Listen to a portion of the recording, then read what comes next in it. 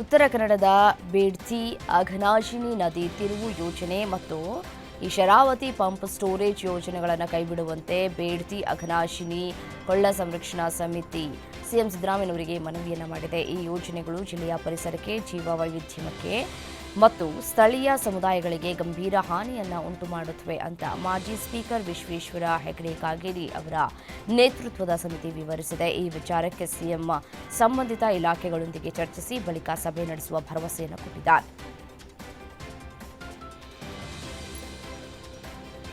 ಕುಡಚಿ ಕಾಂಗ್ರೆಸ್ ಶಾಸಕ ಮಹೇಂದ್ರ ತಮ್ಮಣ್ಣನವರ ತಮ್ಮ ಮಗನಿಗೆ ಡಿಸಿಎಂ ಡಿಕೆ ಶಿವಕುಮಾರ್ ಅವರಿಂದ ಶಿವಕುಮಾರ್ ಅಂತಲೇ ನಾಮಕರಣವನ್ನು ಮಾಡಿಸಿದ್ದಾರೆ. ಈ ಬಗ್ಗೆ ಡಿಕೆ ಶಿವಕುಮಾರ್ ತಮ್ಮ ಸೋಷಿಯಲ್ ಮೀಡಿಯಾ ಖಾತೆಯಲ್ಲಿ ಮಾಹಿತಿಯನ್ನು ಹಂಚಿಕೊಂಡಿದ್ದಾರೆ. ಇದು ಭಾಗ್ಯವಯ್ಯ. ನನ್ನ ಹೆಸರನ್ನ ಮಗುವಿಗೆ ಇಡೋದಕ್ಕೆ ನಿರ್ಧರಿಸಿದ ಶಾಸಕರ ಈ ನಡೆಗೆ ನಾನು ಧನ್ಯ ಅಂತ ಬರೆದುಕೊಂಡಿದ್ದಾರೆ. ಕಲಬುರಗಿ ಜಿಲ್ಲೆಯ ಆಳಂದ ತಾಲೂಕಿನ ಈ ವಿಧಾನಸಭಾ ಕ್ಷೇತ್ರದಲ್ಲಿ ಓಟ್ ಚೋರಿ ಆರೋಪಕ್ಕೆ ಸಂಬಂಧಪಟ್ಟಂತೆ ಮಾಜಿ ಶಾಸಕ ಸುಭಾಷ್ ಗುತ್ತೇದಾರ್ಗೆ ನಿರೀಕ್ಷಣಾ ಜಾಮೀನು ಸಿಕ್ಕಿದೆ. ಸಿಐಡಿ ನೋಟಿಸ್ ಹಿನ್ನೆಲೆ ಬಂಧನದ ಭೀತಿಯಿಂದ ಕೋರ್ಟ್ಗೆ ಗುತ್ತೇದಾರ್ ಅರ್ಜಿಯನ್ನು ಸಲ್ಲಿಸಿದ್ರು. ಜಾಮೀನು ಮಂಜೂರು ಮಾಡಿ ಸಿಸಿಎಚ್ 82ರ ಜಡ್ಜ್ ಸಂತೋಷ್ ಗಜಾನನ ಭಟ್ ಆದೇಶವನ್ನು ಹೊರಡಿಸಿದ್ದಾರೆ. ಆ ಮೂಲಕ ಶಾಸಕ ಸುಭಾಷ್ ಗುತ್ತೇದಾರ್ ಬಂಧನ ಭೀತಿಯಿಂದ ಪಾರಾಗಿದ್ದಾರೆ. ವಿಶ್ವಗುರು ಸಾಂಸ್ಕೃತಿಕ ನಾಯಕ ಬಸವಣ್ಣ, ನಾಲ್ವಡಿ ಕೃಷ್ಣರಾಜ ಒಡೆಯರ್, ಡಿ ದೇವರಾಜ ಅರಸು ಸೇರಿದಂತೆ ಹಲವು ಗಣ್ಯಮಾನ್ಯರ ಹೆಸರನ್ನು ರಾಜ್ಯದ ವಿವಿಧ ವಿಶ್ವವಿದ್ಯಾಲಯಗಳಿಗೆ ನಾಮಕರಣ ಮಾಡುವುದಕ್ಕೆ ರಾಜ್ಯ ಸರ್ಕಾರ ಚಿಂತನೆಯನ್ನು ನಡೆಸಿದೆ. ಈ ಕುರಿತು ಸಿಎಂ ಸಿದ್ದರಾಮಯ್ಯ ಅಧಿಕೃತ ಸುತ್ತೋಲೆಯನ್ನು ಹೊರಡಿಸಿದ್ದಾರೆ.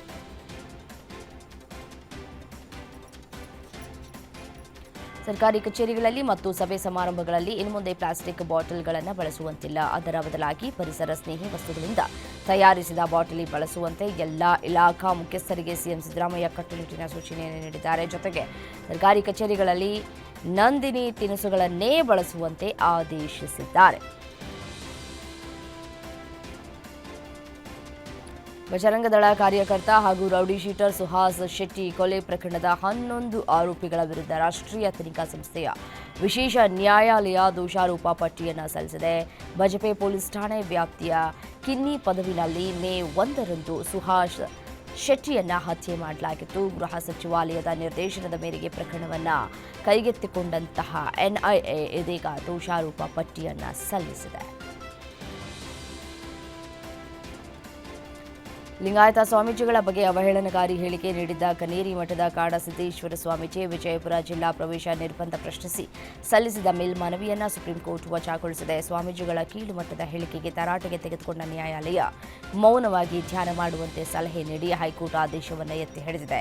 ಲಿಂಗಾಯತ ಮಠಗಳ ಒಕ್ಕೂಟ ಸಲ್ಲಿಸಿದ ದೂರಿನ ಮೇರೆಗೆ ಕೋರ್ಟ್ ಸ್ವಾಮೀಜಿಗೆ ಖಡಕ್ ಸೂಚನೆಯನ್ನು ಕೊಟ್ಟಿದೆ.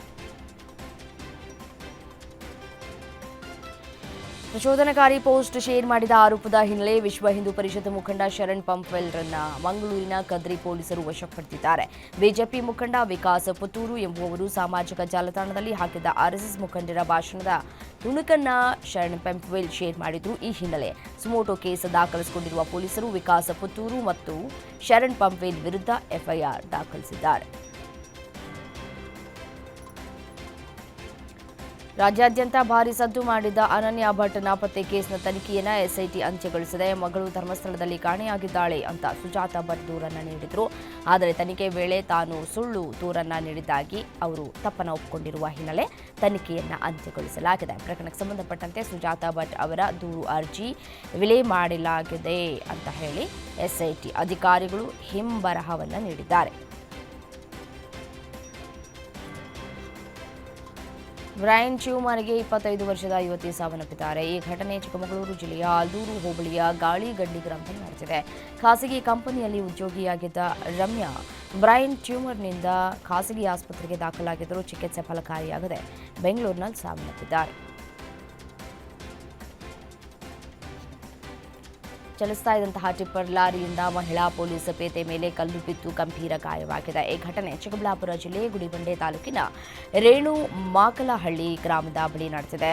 ಗಾಯಗೊಂಡಿರುವ ಮಹಿಳಾ ಪೊಲೀಸ್ ಪೇದೆ ಹಸೀನಾ ಪೇರೆಸಂದ್ರ ಠಾಣೆಯಲ್ಲಿ ಕರ್ತವ್ಯವನ್ನು ನಿರ್ವಹಿಸ್ತಾ ಇದ್ದು ಕಲ್ಲು ಬಿದ್ದ ರಭಸಕ್ಕೆ ಕಾಲು ಮುರಿತವಾಗಿದೆ.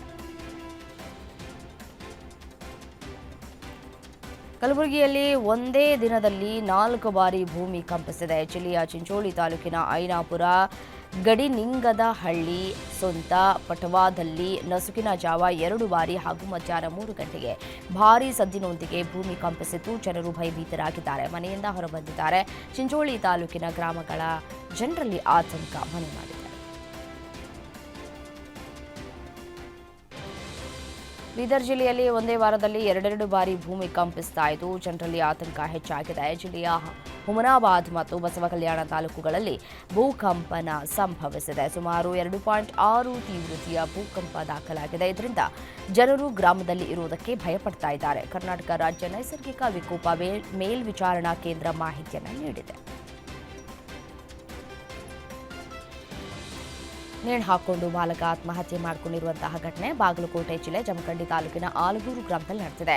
ಮೃತ ದುರ್ದೈವಿ ಬಾಲಕ 15 ವರ್ಷದ ಆಕಾಶ್ ಅಂತ ತಿಳಿದು ಬಂದಿದೆ. ಆಲಗೂರು ಪುನರ್ವಸತಿ ಕೇಂದ್ರದ ಬಂಜಾರ ಎಜುಕೇಷನ್ ಸೊಸೈಟಿ ಹೈಸ್ಕೂಲ್ನ ವಿದ್ಯಾರ್ಥಿ ಆಕಾಶ್ ಮನೆಯಲ್ಲಿ ನೇಣು ಹಾಕಿಕೊಂಡು ಆತ್ಮಹತ್ಯೆಗೆ ಶರಣಾಗಿದ್ದಾನೆ. ಜಮಖಂಡಿ ಗ್ರಾಮೀಣ ಪೊಲೀಸರು ಸ್ಥಳಕ್ಕೆ ಭೇಟಿ ಕೊಟ್ಟು ಪರಿಶೀಲನೆಯನ್ನು ನಡೆಸಿದ್ದಾರೆ.